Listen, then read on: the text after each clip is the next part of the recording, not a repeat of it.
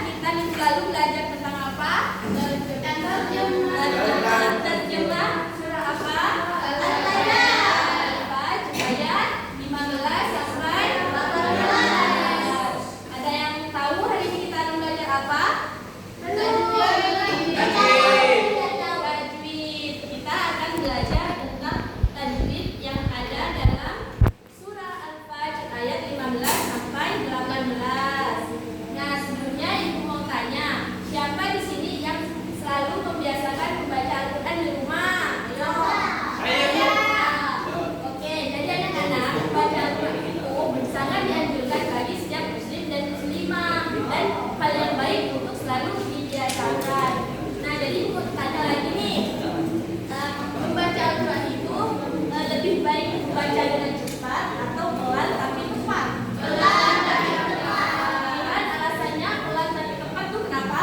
Biar nggak galak. Ya betul. Jadi membaca Al-Quran itu tidak boleh tergesa-gesa.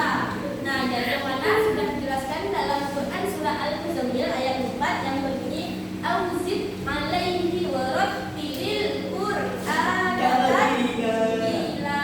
Nah, kita bacalah Al-Quran dengan tartil. Tartil itu maksudnya sesuai dengan tajwid-tajwidnya. Tuh, sebagaimana hari ini kita akan belajar tajwid hukum mad tabi'i dalam surah Al-Fajr. Nah, sebelum beranjak lebih jauh ke surah ini, kita harus tahu tuh apa itu mad tabi'i anak-anak. Apa saja huruf-hurufnya, seperti apa contohnya, panjangnya berapa, kita harus bahas dulu. Jadi, mad tabi'i itu adalah nama lain dari mad asli, yang mana mad tabi'i ini adalah memanjangkan huruf mad yang didahului oleh 3 harokat, harokat fathah, dhamma ataupun das. Nah, panjangnya membaca huruf mad tabi'i ini 1 alif, 2 har, atau kita sebut 2 tertekan. Nah, jadi mad itu artinya memanjangkan, sedangkan tabi'i itu biasa. Jadi panjang dan biasa. Mad tabi'i itu mad yang dasar, panjang yang dasar, berbeda dengan mad far'i, yang mana mad far'i itu 2,5 harokat, panjangnya lebih panjang dari mad tabi'i. Nah, huruf mad itu ada di 3 saja. Alif, waw, ya, alif, waw, ya. Kapan dihukumi mad tabi'i? Kita akan bahas satu persatu. Alif itu dibaca dihukumi mad tabi'i ketika didahului oleh harokat dhamma. Lalu yang kedua huruf mad waw. Waw itu dihukumi mad tabi'i ketika didahului oleh harokat dhamma. Yang ketiga huruf mad yang ketiga itu ya, ia dihukumi mad tabi'i ketika didahului oleh harokat kasroh. Nah, kita akan bahas contohnya satu persatu.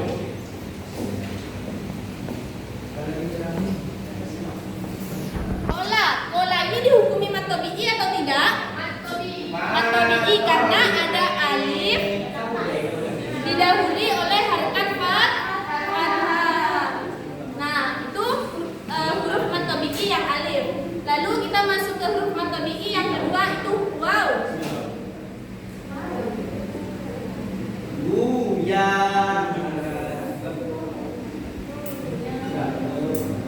Yu'minuna itu mad tabi'i atau tidak? Mad tabi'i karena di sebelum waw sukun itu ada huruf yang berharokat dhamma.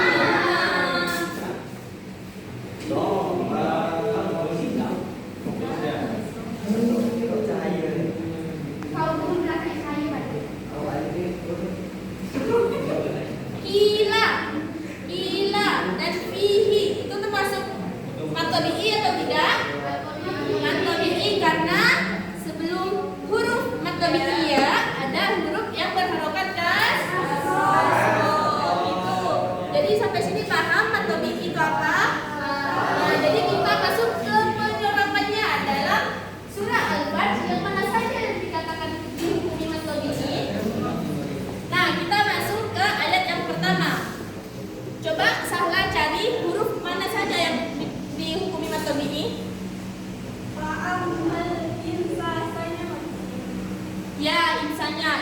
tabi'i karena di sebelum alif berharokat fathah.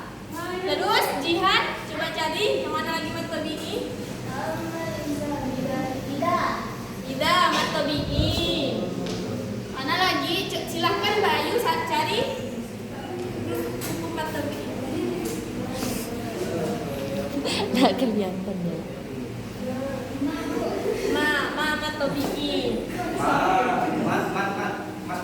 Lalu masuk ke ayat ini juga ya, ayat pertama fayaqulu. Ini juga mad tabi'i ya. Robbi ini mad tabi'i karena di sebelum ya itu didahului oleh harakat kasroh. Ini juga mad tabi'i. Mad tabi'i.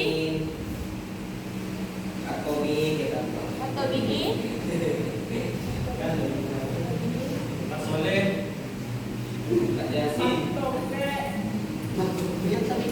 Nah, Ibu udah kasih tanda mana saja yang dihukumi mad tabi'i ya.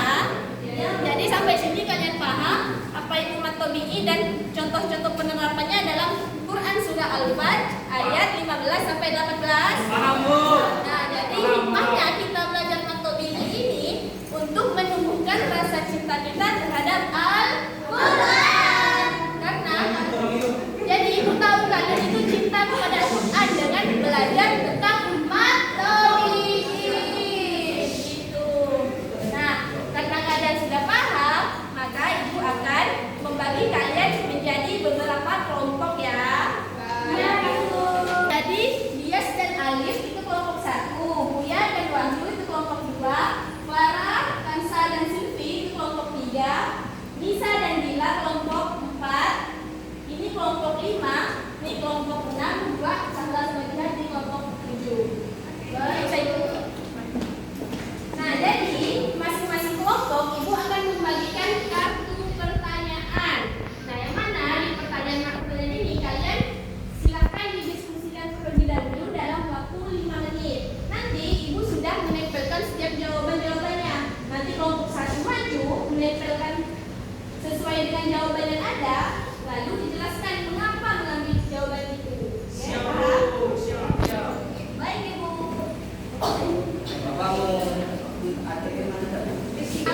Karena waktu sudah habis, Ibu persilakan ke kelompok 1 untuk maju dan mencocokkan pertanyaannya dengan jawaban yang tersebar.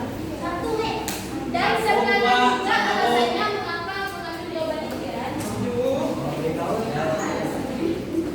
Apa suruh gimana, Bu?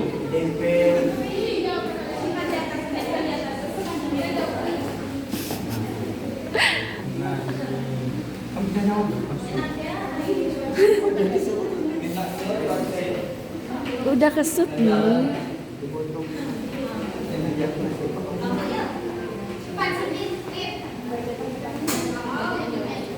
Sabar. Nah, jadi kelompok 1 ini dapat pertanyaan huruf ya kalau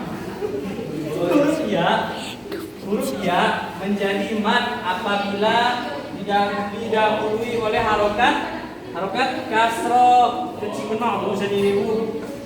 Oh iya, harokat kasroh. Betul anak-anak. Dia punya kasroh. Betul. Nah, Nama lain dari mad tabi'i adalah mad palsu. Mad asli. Kenapa?